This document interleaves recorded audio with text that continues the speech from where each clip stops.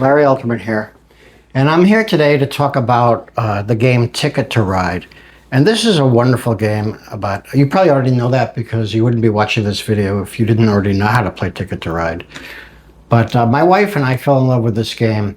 But the thing is that they have many versions of Ticket to Ride. The reason is because after you play one version for a while, you sort of get used to it. You get used to those rules and everything, and you sort of want a little more variety. That's why they made the European version, the Asian version, the German version, whatever.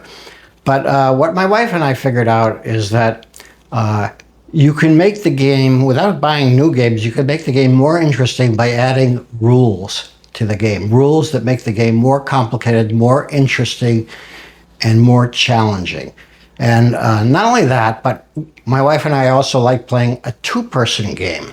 So we made a bunch of rules that really make the two-person game interesting. And I'm going to go through all those rules today. I'm going to explain this game to you that becomes very challenging and very good. It's a perfect combination of luck and skill. There's a lot of skill in this game, the way we develop it, but there's still a contingent of luck, just enough to make it fun so you can always say, I lost because I was unlucky. If you win, you say, I was skillful. If you lose, you can say you were unlucky. Not like chess. Okay, so let's get down to it. Now, the first thing I want to say is this is a long video. It's not really designed to be entertaining per se, okay? This is to teach you how to play this version of Ticket to Ride, which if you learn it, will provide hours and hours and hours of enjoyment for a two-person game, and you could probably modify the rules a little bit here and there to make it for a three- or four-person game as well. But we've optimized these rules for a two-person game. So let's get right into it. What are the things that we changed about these rules? There's a bunch of fixed rules that we changed, and then there's these 23 rotating rules that we have. So I'm going to explain what I mean. Let's talk about the fixed rules first. The first thing is if you're playing a two-person game, 45 trains is not enough. So you have to, what we figured out is for a two-person game, 60 trains is perfect. So what we did is I just cut little pieces of wood and painted them. You can make the extra trains any way you want. That's how we did it. But there are 60 trains in here. 60 trains is perfect for a two-person game. Okay? So that's the first rule change we made. Now the next rule change we made is the color cards, which we had to redo these color cards because the old ones fell apart. But the color cards, at the beginning we deal 10 each because the real game is 4 each, but it's just too slow to get going. So we just deal 10 each at the beginning of the game. What other things did we do? We said you cannot claim more than, let me get these tickets. You cannot claim more than 5 tickets a game because some games, you might have a spread out trains and you can just keep on collecting tickets and tickets forever. So we decided a limit of 5 tickets per game is good. We also have this other rule that we have, which we like because sometimes you're playing, right, and somebody's blocked off all your routes and you cannot make that ticket, right? And it's very discouraging that when you're playing the game and you just can't make a ticket. So we have an additional rule, and these are what our tickets look like. We made 52 tickets because the original ones fell apart on us. We played so much, and these are made out of playing cards, so we made these 52 tickets. So what we decided is during a game, let's say you realize that one of your tickets, like New York to Calgary, you just can't make it. So you're allowed to, during your turn, you can use your turn to swap a ticket. So what you do is you take your ticket, one of your tickets, and you put it at the bottom, and then you take exactly one ticket from the top, and that's your new ticket. It gives you a chance to still have hope when one of your tickets is completely cut off. And you can do that as many times as you want. You can keep on going if you want until you get a ticket you like, but of course you're wasting time getting tickets instead of getting routes and cards. So there's a downside to it too. Okay, and that's the ticket swap. Now we use our own deck of 52 cards. What we found out is that the routes that they have are not that good. There's a lot of very short routes and there's not enough of them. You end up getting the same routes over and over again. So we took a playing card deck with 52 cards and we made up all our own routes. And now these rules are all written down under the video, in the description of this video. The whole set of rules is there. So I'm going over these rules in the video, but the rules are also available on the description under the video. And in that, I show all 52 routes. So you can copy our routes exactly if you want. And these routes are designed to be a little more variety and a little bit longer on the average than the original group of tickets. Okay, now I think that's about it as far as the main rules go. Each player gets 60 cards, deal 10 at the beginning. You cannot claim more than 5 tickets. You can use your turn to execute a ticket swap. And we have our own deck of 52 cards, which we made up and which we show in the description. Okay, so now let's talk about the really interesting part of the game, which I'm going to go over every single step. What we have is we have these 23 rules that we've made up, okay? But in each game, we don't use all 23 rules. You use 5 of the rules, okay? So every game uses 5 special rules from a set of 23, okay? That way, each game has a different set of rules, and the rules interact with each other so that no game is the same, you know, because the rules the rules are such that they give restrictions to how you can make a route, or you have to do this or you have to do that. And when you choose 5 routes out of a set, 5 rules out of a set of 23, you wind up with actually there are 22,990 different sets of games that you can play. Every game, so in other words, it's like every game is different. So let's get to it, what I mean by the rules. So first I'll just show you what I mean, and then I will go over each rule in detail. So here's our deck of rules. Now there's 23 rule cards in here. I added filler cards like this one, which doesn't have a rule listed on it. And I added this filler card because it's just nice to have 52 cards to shuffle, but you don't really need 52 cards. There's only 23 cards of interest in this deck. So what we do is we start dealing the cards at the beginning of the game. Now the cards are broken up, the rules are broken up into bonus rules and non-bonus rules, okay? And every game has to have at least 2 bonus rules and at least 2 non-bonus rules. So if you get, for example, 3 bonus rules and then you deal a 4th bonus rule, you just put it to the side because you've already had 3. You have to have 3 and 2. You can have 3 bonus rules and 2 non-bonus rules, or 2 bonus rules and 3 non-bonus rules. So let's show how that works at the beginning of the game. At the beginning of the game, I start dealing cards. And this is the first one. It's called First Color Commitment. So I put it down on our little thing. And that's a non-bonus rule. And then I have another one here. Trespass Penalty. That's a non-bonus rule. I put it here. And then I have another rule here. Supercharged Routes Bonus. It says bonus. That's a bonus rule. I put it here. So far we have 1 bonus and 2 non-bonus. And then I keep on dealing 4 border bonus rule, okay? And now, since I have 2 bonus and 2 non-bonus, let me get this in here. The next card that comes up, you know, and I have them together, but you know, sometimes you're just gonna keep on going until you find one, like this. And then this rule is called a block, okay? So we put them there, and then we've completed our 5 rules for this game, and then we're going to start to play our game, but we have to pay attention to these 5 rules, okay? So what I'm going to do next is I'm going to show you every rule one by one and how it works. These rules are also in the description. I have a detailed description in the rules showing in the description under the video, along with the video, but I also want to show you on the board so you can see what the rules look like. So that will be the next part of the video. Okay, before I go into the actual rules themselves, I have a couple of more things I have to show you. One is called the card replacement rule, which I forgot to talk about earlier. And that says that if your cards do not meet certain requirements at the beginning of the game, you have the option, you don't have to, but you have the option of taking all 3 of your cards, putting them in the bottom of the deck, and replacing them. And the rules are that 2 tickets, some pair of tickets have to add up to at least 30. Okay, here, no pair of tickets add up to 30. The highest pair adds up to 27. So this does not pass mustard. okay? And you have the option of replacing your whole set of 3 tickets with another set. Now, here we see that 2 tickets add up to more than 30, so that part of it is passed. But there's also an additional rule that the 3 together have to add up to at least 42, and this only adds up to 32, 40. So that doesn't pass the test either. So if I were to have these 3 sets of cards here, then you have 2 cards that add up to 30, and you have 3 cards. The total is more than 42. So these cards you could not replace if you got that set. So you have that option. And the reason we put that rule in there is so that you don't get discouraged with very tiny roots while the other person maybe has big roots, and you feel from the beginning that you really have very little chance.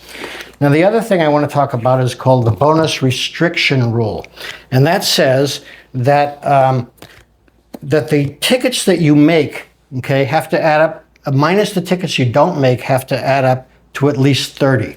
So, for example, if you only took 2 tickets and you made these 2 tickets, that adds up to at least 30. So you passed the bonus restriction test, okay?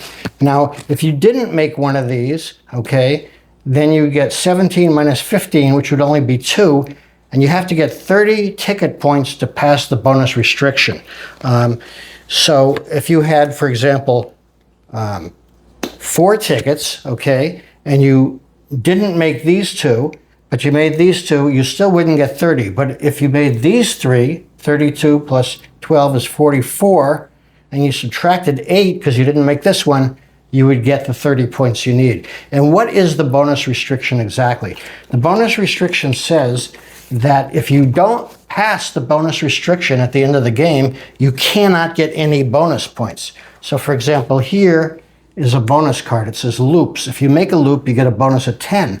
But if you don't pass the bonus restriction, meaning that you have to get at least 30 ticket points, that means the tickets that you made minus the tickets that you didn't make have to add up to at least 30. Otherwise, any bonuses that you make are not counted in the final tally of your score. Okay, so those are the 2 additional rules which I didn't mention earlier. Now we're going to go into the actual rules of the actual 23 rules themselves. Okay, the first rule we'll talk about is the loop rule.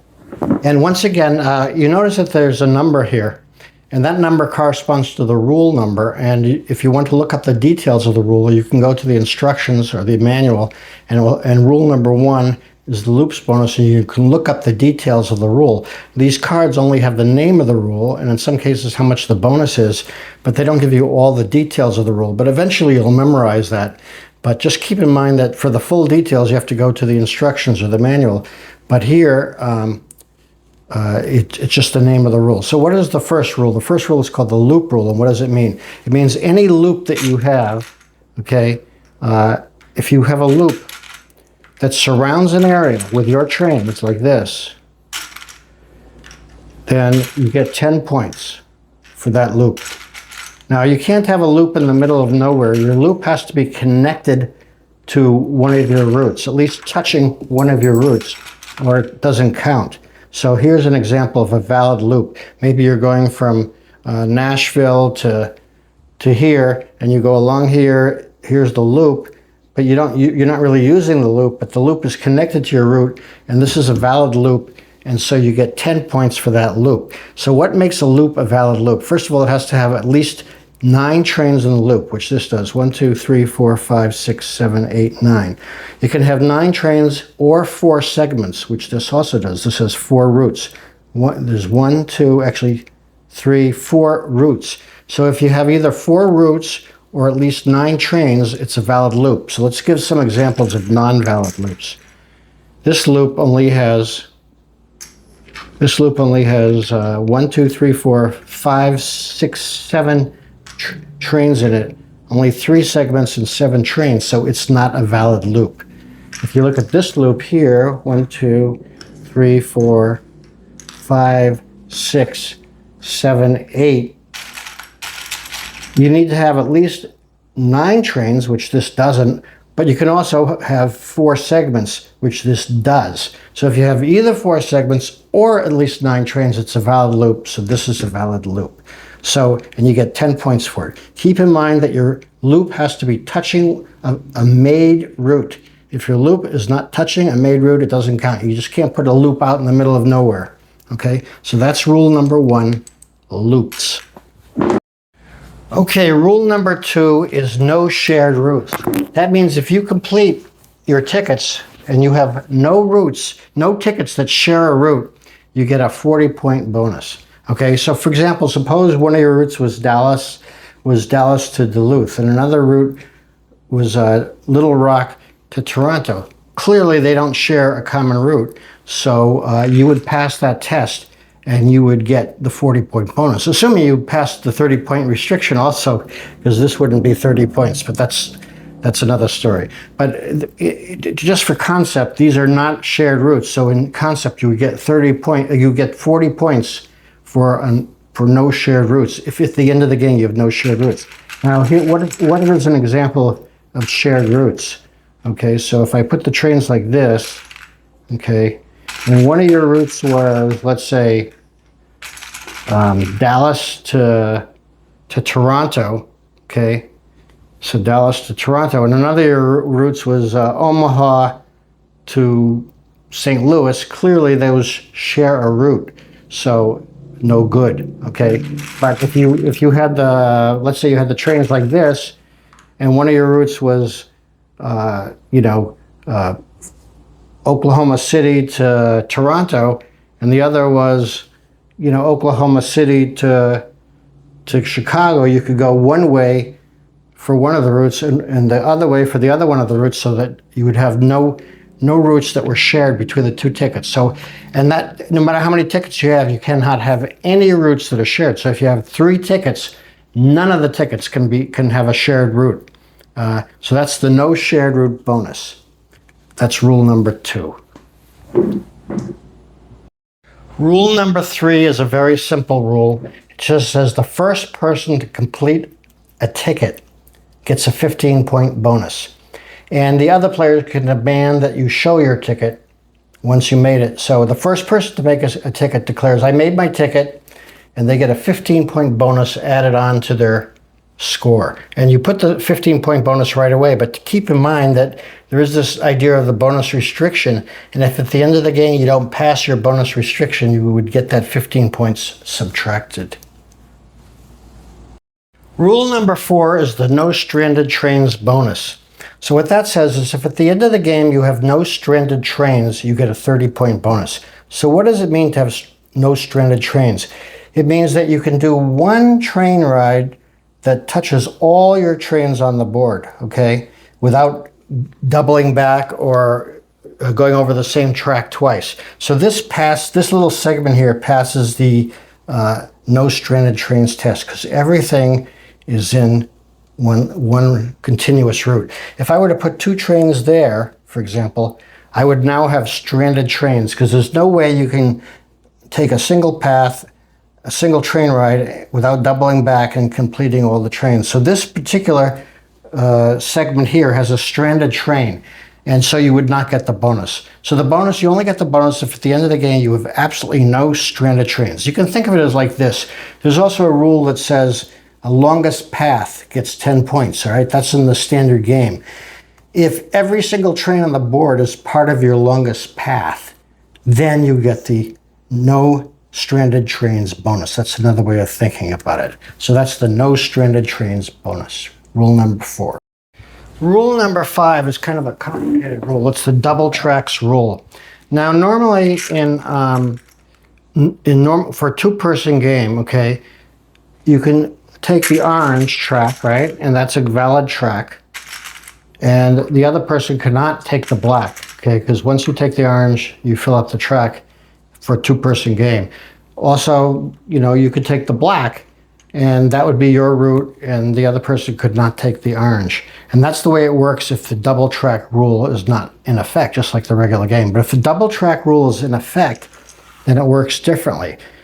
In order to have this count as part of a valid route, okay, you have to claim both tracks of the double track rule, okay, of the double track, okay? So you'd have to claim the orange and the black, okay, if to get the double track. Now, when you place the orange down, that's 4 in this particular case, you get 7 points, okay?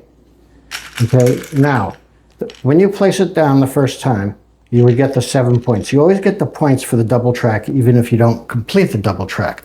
But when the double track rule is in effect, if you don't complete this double track, you will not, it will not be valid, okay? And you cannot use it for your route. It's like it's an uncompleted route. It's like the route does not exist. And in fact, you don't get punished for this either. Like if you have other rules that require no stranded trains, this would not be stranded trains, because if you didn't complete it, it's like it didn't exist. Okay, so you have to get both tracks for it to count. So you would get 7 points the first time, and if later on you never completed it, you would still have that 7 points, but you would never complete that route. To complete the route, you'd have to put the other, any time in the future, you would have to put the other 4 down. As long as you complete it by the end of the game, it counts. But there's a twist, okay? There's a twist. Because if you claim one of the routes, the other person can claim the other route, and it counts for both of you, okay? So in this case, if I took the 4 orange and the yellow person took the 4 black, okay, this double route would count for both of us, okay? Not, and I would get the 7 points here. They would get the yellow person would get the 7 points there, and the route would count for both of us. And this makes for very interesting strategy, because, for example, I can take the 4 orange right away, and I don't have to worry about the other person taking the 4 black, because if they take the 4 black, it's actually good for me, because that means I don't have to put down the 4 black. If they don't take the 4 black, then the route doesn't count. So a lot of times you might take 4 initially, and then you have the 4 black in hand, right? But you don't put it down right away, because you're hoping the other person will need this route, and they'll put the 4 black down for you.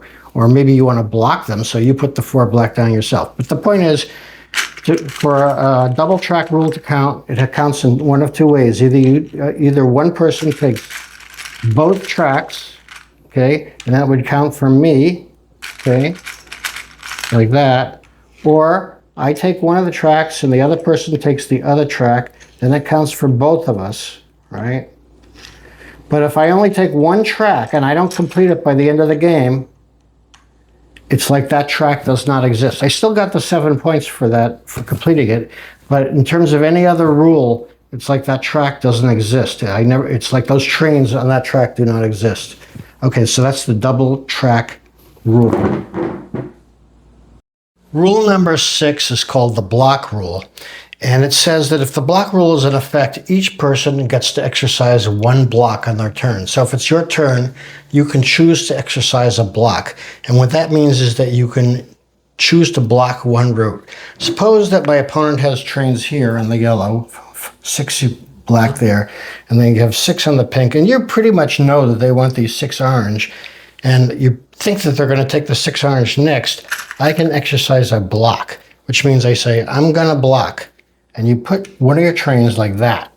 And that means that the route cannot be used by your opponent or by you, for that matter. That route is blocked off from anybody and cannot be used by anybody. You can only exercise each player can only exercise 1 block per game. When you put your 1 train down, you get 1 point for your 1 block. Now also keep in mind, this does not hurt you. For example, if you're trying to get the no stranded trains bonus, this does not count as a stranded train. So you don't have to worry about that. It just simply blocks the route. Each player gets 1 block per game. Rule number 7 is the supercharged routes bonus. It says that for any route that's at least 3 or longer, for example, this route right here is 3 red. If it's 3 or longer and not gray, you can't use it on gray, you can put extra trains on it for extra points. For example, consider this route right here, this red route, 1, 2, 3, 4, 5. Usually you would need 5 red cards, and you would put 5 trains down, and you would get 10 points. But when the supercharged rule is in effect, the supercharged routes bonus is in effect, you can put extra trains down, to get extra points. For example, in this example, I have 1, 2, 3, 4, 5, 6, 7, 8, 9 red cards. So I could say, I could show my 9 red cards. I could put down 9 trains and I would get more points. How many points would I get? Well, it's just the normal scoring schedule. If you put down 4 trains, you get 7 points. If you put down 5 trains, you get 10 points. If you put down 6 trains, you get 15 points. And after that, it goes up by 5 for every train. So for example, in this case, I have 6 right here, and then that's 15, and then I get 20, 25, 30. So I get 30 points for this route by using the 9 red cards. Now, there's a disadvantage of this too, because you're going to use up your trains, and you're also going to waste cards that you could use for something else. But sometimes when you don't really need those cards for anything else, it's nice to supercharge your route and get extra points. So now what matters is the number of trains you put down. Not the size of the route doesn't really matter, as long as the route is at least 3 and it's not gray. So for example, on this route, that route was 5 long. On this route that's 3 long, I could put down 4, right? 1, 2, 3, 4 on this route, and I would get 7. Or I could put down 5, and I would get 10. Or I could put down 6, and I would get 15. Or I could put down all of them, and I would get 30, just like for this other route. It's kind of messy here. I don't want to take the time to be nice, but you get the idea. So that's the supercharged routes bonus. Rule number 8 is a simple rule. It's the 5 tickets rule. I put the wrong thing down. I said 5 routes. Sometimes I get routes mixed up with tickets. The 5 ticket rule. And what that means is that at the beginning of the game, if this rule comes up, everybody's dealt 5 tickets, not 3 like usual, but 5. And you have to keep all 5. So at the end of the game, you'll always have 5 tickets. You may or may not make all of them, but there'll always be 5 tickets in your hand. Now, you can exchange one of the tickets if you don't like it. You remember there's the exchange rule where you can take one of your tickets, put it at the bottom of the deck, and take one ticket off the top of the deck. So you can exchange a ticket, but you'll always have 5 tickets in your hand. And remember, to pass the bonus restriction, you need to have more than 30 ticket points. And a lot of times when you have 5 routes, you don't make all your routes. So maybe you make 4 of your routes. As long as the 4 routes you make minus the 1 route you didn't make is more than 30, you will get past your bonus restriction. That's rule number 8. Rule number 9 is the gray route penalty. It says that when you put down trains on a gray route, you get no points. You still get to use the route. Like if you want to use that route as part of your ticket, that's okay. You can complete a ticket using this route. But when you put the trains down, you get no points for that route. So basically, it means that you can use gray if you have to, but in general, you want to avoid gray because you get no points for the gray. That's the gray route penalty. Rule number 10 is called the trespass penalty, and it occurs when you've established some territory. And the way you establish territory is by having 2 routes in a row, 2 connecting routes, like this right here. That have other routes that can cross over them. So now I've established this, and if somebody crosses over this route, these 2 routes, it's a trespass. So for example, if I put down 2 trains now, that's not a trespass yet. But if later I put down 4 trains, I've now trespassed over these 2 connecting routes that are owned by the yellow person. Okay, and when I do that, the yellow person says, you trespassed. And when they say that, that puts the penalty into effect. And what happens is after you put down your 4 trains, they get 2 turns in a row. The person you trespassed, in other words, the yellow person says trespass, and then now the yellow person gets 2 turns in a row. That's the trespass penalty. Now keep in mind, it doesn't matter the order. What's important is who establishes the 2 routes first. So for example, suppose I was the first to put the red down, okay? So I'm first here, but I haven't established anything because you need 2 routes to establish territory. So now along comes yellow, okay? And now nobody has established territory yet. If I were to put the 3 red here, I would be the first to establish territory. But this yellow person now puts their trains down here, and they've established territory by having 2 routes in a row. And then if I cross over that at any angle, it doesn't have to be straight or anything. If I cross over that, that's a trespass penalty, and the yellow person declares trespass and then takes 2 turns in a row. Now, here's some things about it. If the person who's being trespassed doesn't see it, if the yellow person doesn't notice the trespass and fails to see it, they can't later say, "Oh, you trespassed me." They have to say it before the other person takes another.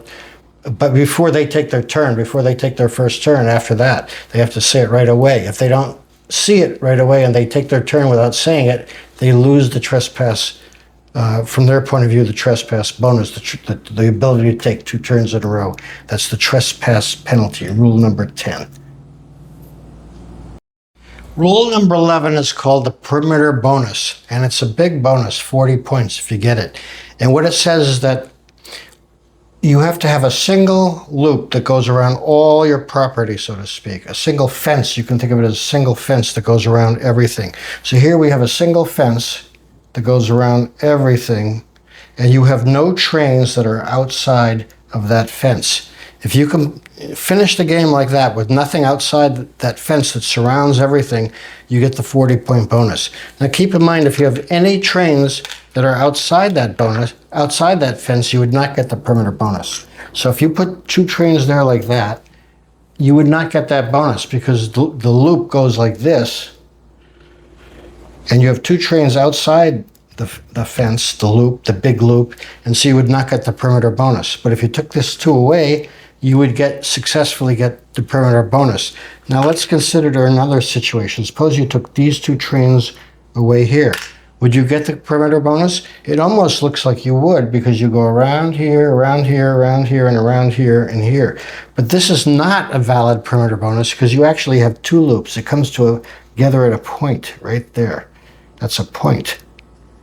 And that does not that's 2 separate loops. That is not a perimeter bonus. Okay? In order to get a perimeter bonus, you have to have 1 loop that surrounds all your trains, and then you get 40 points. Rule number 12 is called the 4-border bonus. It's worth 25 points. And to get this bonus, you have to get trains on each border. So what do I mean by that? See these little domes I put here? They represent the 4 corners of the 4 borders. So all the routes here, this along here between Miami and Montreal, going along the outside, that represents the eastern border.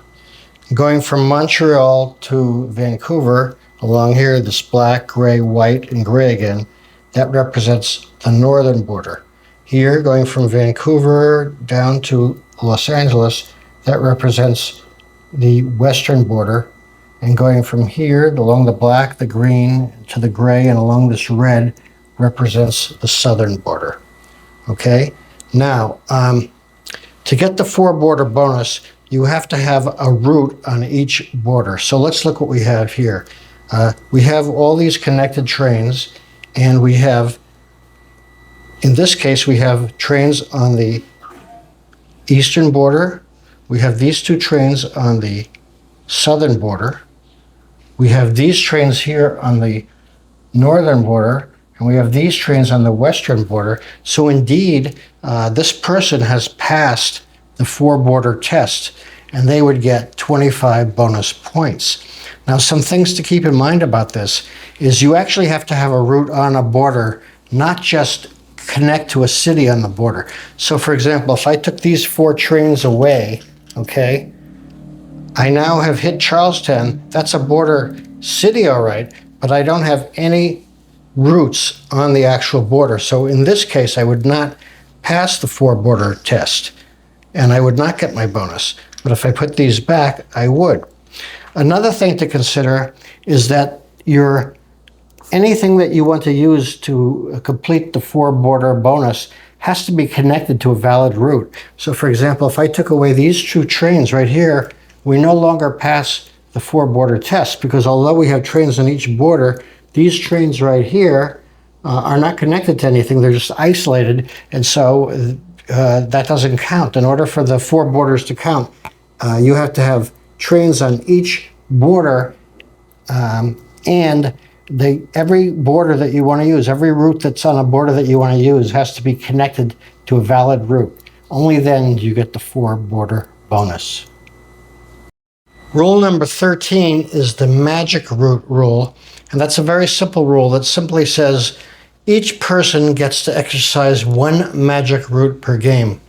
And that means that if you want to complete a route, you can use a single train and declare a magic route. So for example, suppose I have these trains here and these trains here, and I want to go from here to here, but I have no orange, but I still have my magic route available. I can put a single train down here and declare a magic route, and I get to use this route to complete any of my tickets. And the thing is that you only get 1 point. You don't get 15 points. You only get 1 point for using your magic route, but you do get to complete your ticket if you needed that route by using a single train. Each player gets to use their magic route once per game. Rule number 14 is called the minimum gray route bonus, and it gives you bonuses for using as few gray routes as possible. And if you use no gray routes at all, you get 40 points. And then it goes down. If you use 1 gray route, you get less points. If you use 2 gray routes, you get less points. So for example, if I completed all my tickets and I only had 1 gray route, like this, for example, then if I had no gray routes at all, I would get 40 points. If I had 1 single gray route, you have to look at the rules, and the rules say, this is rule number 14, and if I look at rule number 14, it says if you don't use any gray at all, you get 40 points. If you have 1 gray route, you get 25 points. If you have 2 gray routes, you get 15 points. If you use 3 gray routes, you have 10 points. If you use 4 gray routes, you get 5 points bonus. And if you use anything more than 5 gray routes, you get no bonus at all.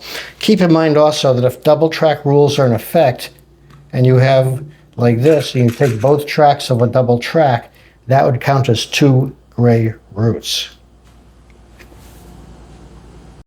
Rule number 15 is called the double color requirement, and it specifies that in order to complete a ticket, you need to have at least 2 routes of the same color. It doesn't matter what color it is, but you have to have 2 routes that have the same color. So for example, in this example, if you were going from Pittsburgh to Denver, okay, you would pass that test because you have orange here, you have blue here, and then you go here, and then you have another blue. So you have 2 blue, and then you go here, here, and here. So you've passed the test. You have 2 routes with the same color, namely blue in this instance. If instead of going that way, you had gone, let's say this way, okay, then you would have an orange, a blue over here, a gray, and a red, and you wouldn't have 2 different colors, so you wouldn't pass your double color requirement. Remember, it doesn't matter which color you use, you just have to have 2 colors of the same to complete a route. That's the double color requirement, rule number 15.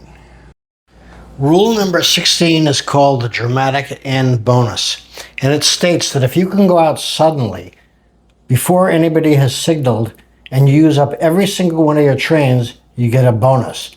So it works like this. Suppose I have 5 trains left and I have 5 red cards and my opponent has not yet signaled.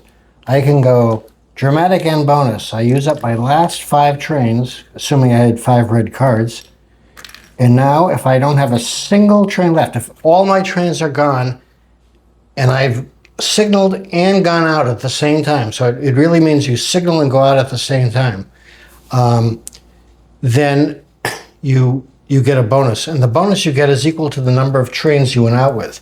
So if you went out with 5 trains, you get an extra 10 points. You get 10 for the route, and an extra 10 for the going out, for the dramatic end. If you went out dramatically ending with 6 trains, like on this orange,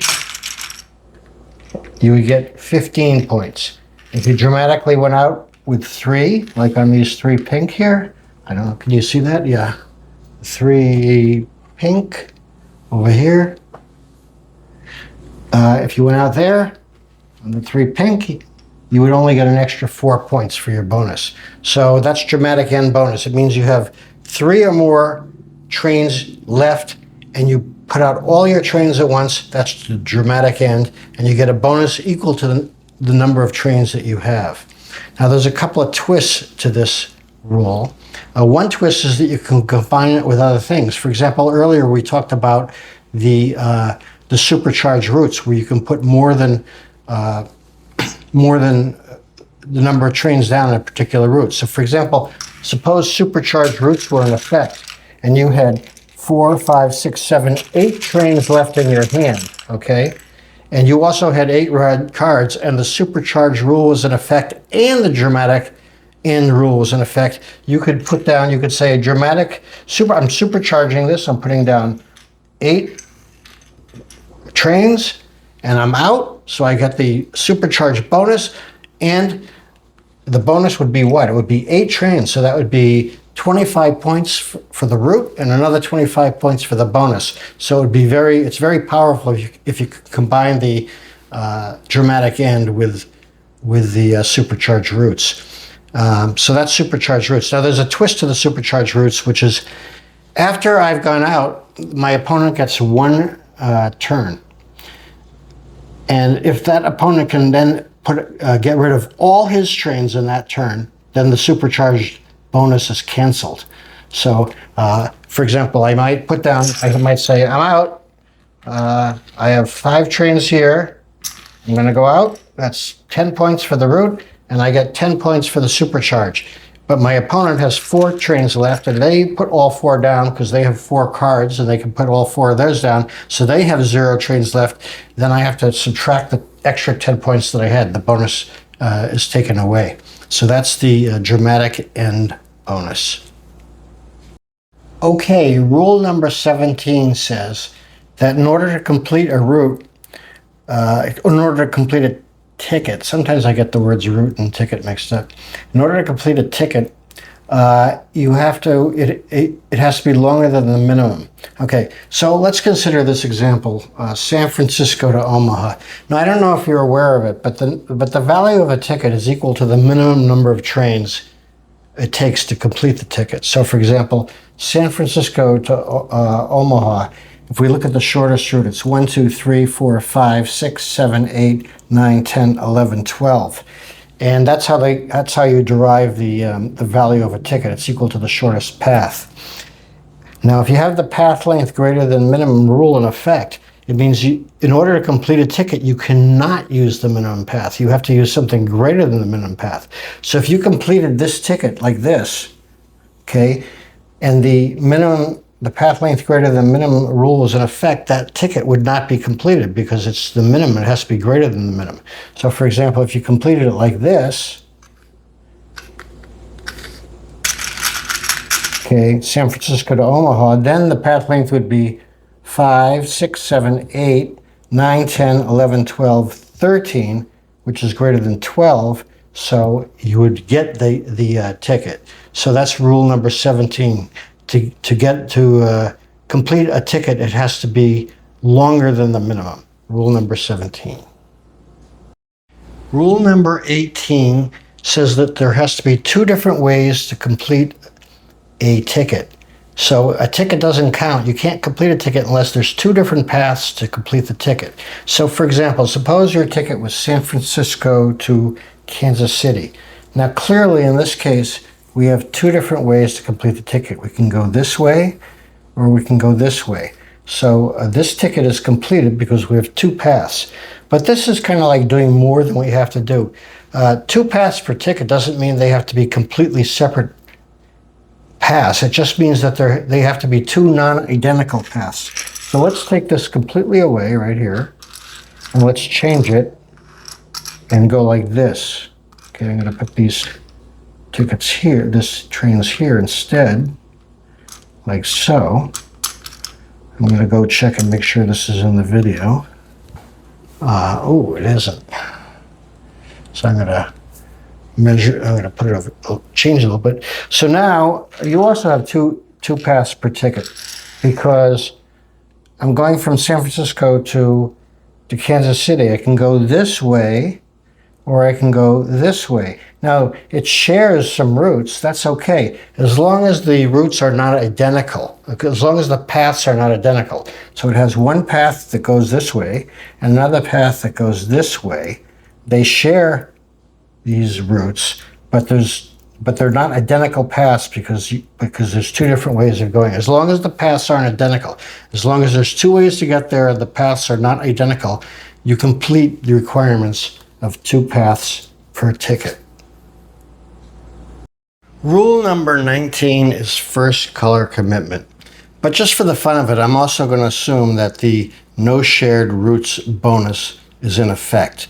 And you're hoping to get the no shared routes bonus. I want to do this to show you how the rules interact.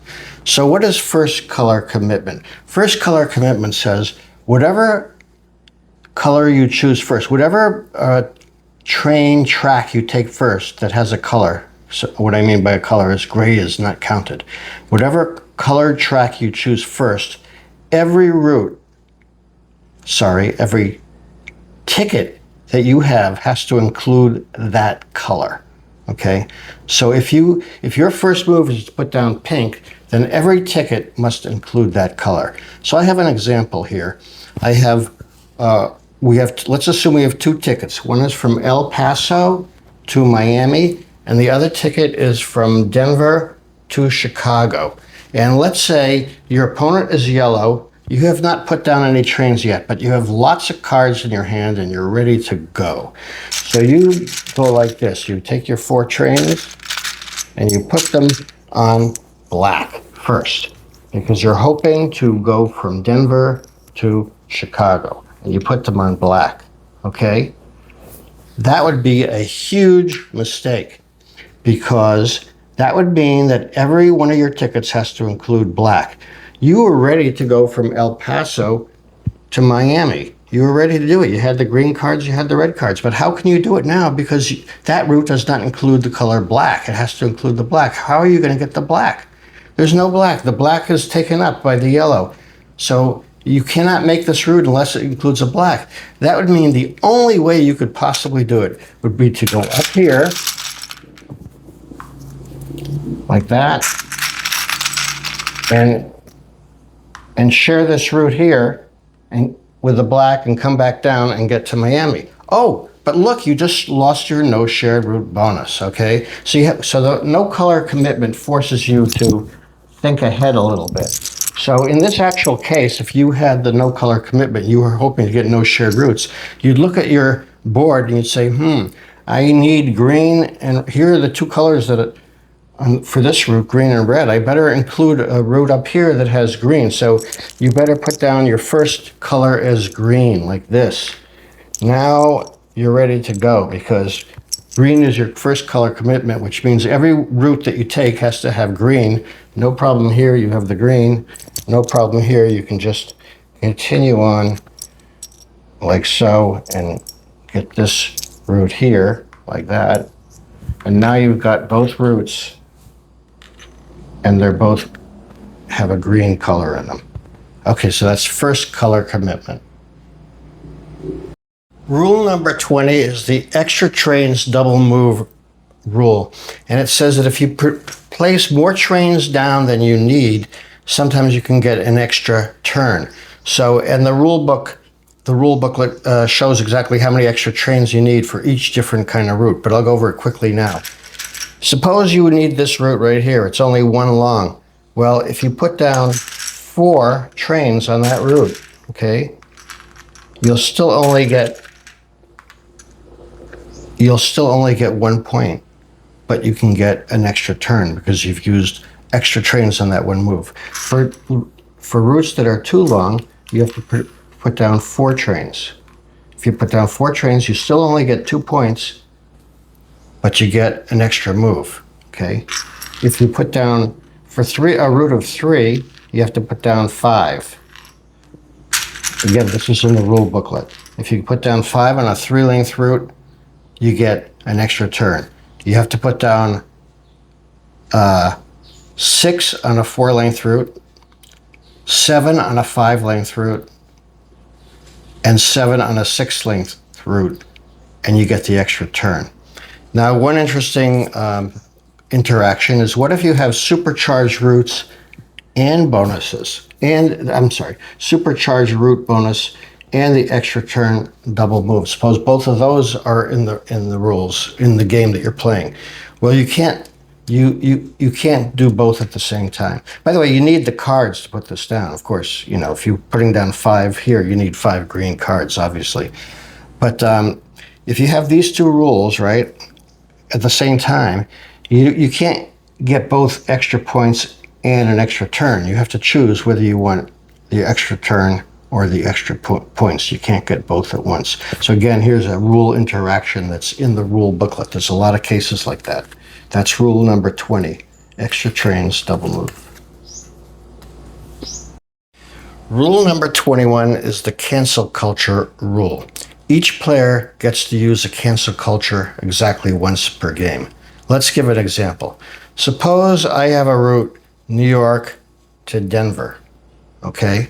And I have 4 blue cards in my hand, and I'm just about to put the 4 blue cards down. So I put the 4 blue trains down, and my opponent can then yell, cancel culture. And if that happens, I have to take the 4 blue cards back and the 4 trains back, and I have to do a different move, okay? Any move I want, but not that move. And by the way, if he yells cancel culture, I cannot then use my cancel culture too. You can't use 2 cancel cultures in a row. So he used cancel culture, I have to obey his cancel culture. And I have to cancel the move that I was about to make and do a different move. I take back my cards, I take back my trains, I take back my points, or maybe I never put them down, and I do a different move. Then he would probably put his 4 yellow things on the blue. Now, I say probably because there's no rule that he has to put his 4 yellow on the blue, but why would he yell cancel culture unless he needed those 4, that track with the 4 blue? So it would be silly to say cancel culture and then not take that route, because I would just take that route on the next move. Okay, there's nothing that says if he cancels it on one move, that means I have to not do it on that move that he yelled cancel.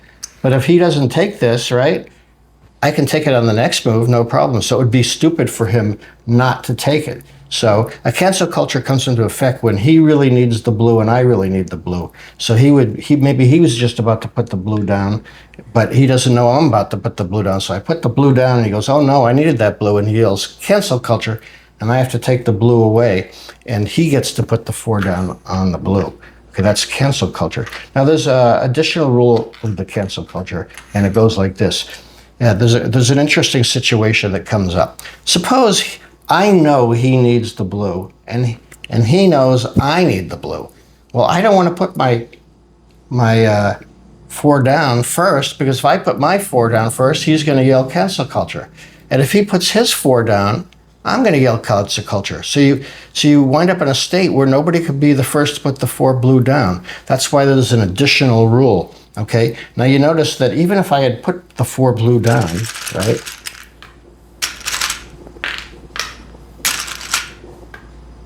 I would have not made my route, because my route is from New York, okay? But let's say I was like this. Let's say I was like this, and then my route is from New York to Denver, remember?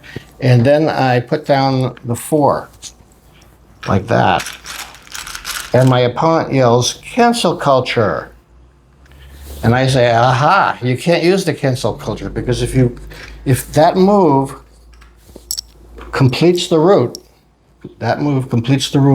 you cannot use the cancel culture, okay? You're safe from the cancel culture if the move completes the route. And that rule had to be in effect, because otherwise you run into a state where nobody can take the route, because whoever takes the route, the other person is going to yell cancel culture. So that's the cancel culture rule number 21. Rule number 22 is the sightseeing tour bonus. And that goes like this. Suppose you have a route from, let's say, Pittsburgh to Helena, okay? So you clearly have made the route, right? You go like this and you've made the route. But what's this little thing sticking out, this little loop sticking out?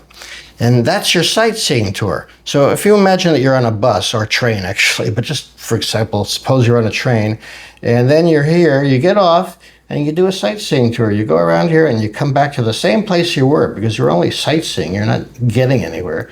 And then you continue on. That's worth 20 points.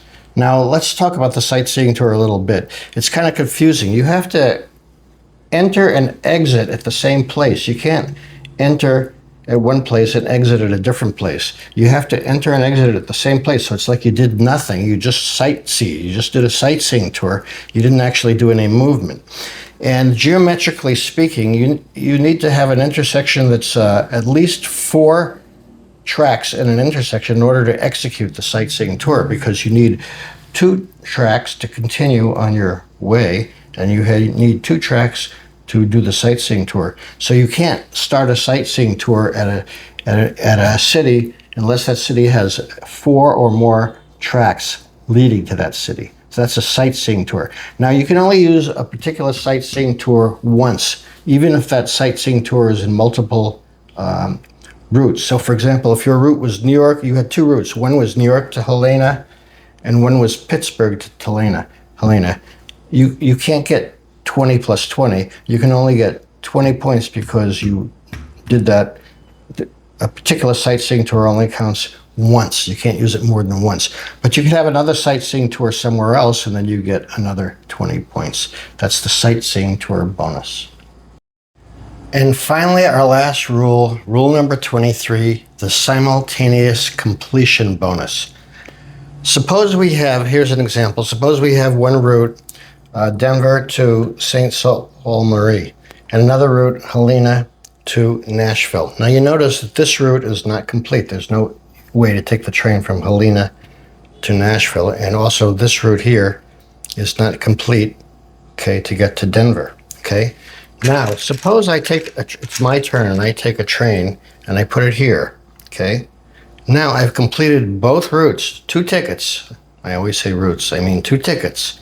I've completed 2 tickets in a single move. I've completed this ticket from Denver to Sault Ste. Marie, and I've completed this ticket from Helena to Nashville. So I've completed 2 tickets at once, so I get the simultaneous completion bonus. If you complete 2 tickets at once, you get a bonus of 15 points, okay? Now it's also possible to complete 3 tickets at once. Suppose one of my tickets was Nashville to Helena. Another one of my tickets was Denver to St. Sault Ste. Marie, and another one of my tickets was Denver to Montreal, okay? None of those tickets are currently, okay, now let's suppose I put down the 6, suppose my situation is like this, okay, and I have these cards here. So none of my tickets is made at this point, okay? I can't get from Montreal to Denver. I can't get from here to Denver, and like this. So now I put this down here on my turn, and I've completed 3 tickets at once.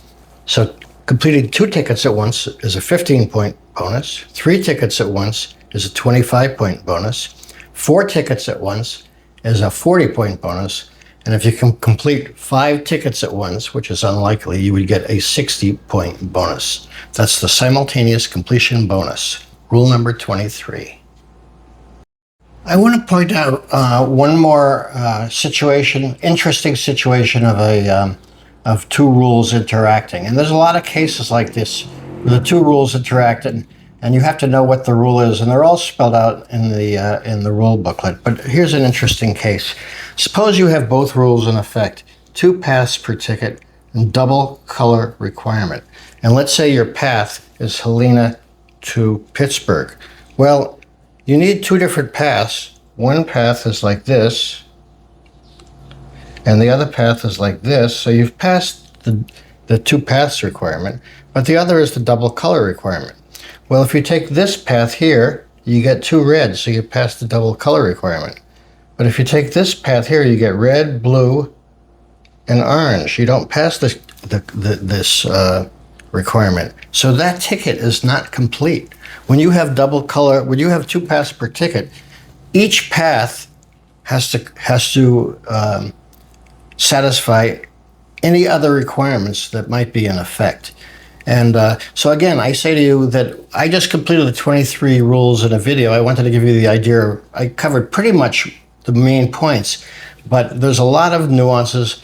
You need the instruction booklet. Whenever there's a question, you look at the rule number. It says like that's rule number 15, and you go to the instructions, which are numbered. You look up number 15, and that will give you the details of the rule.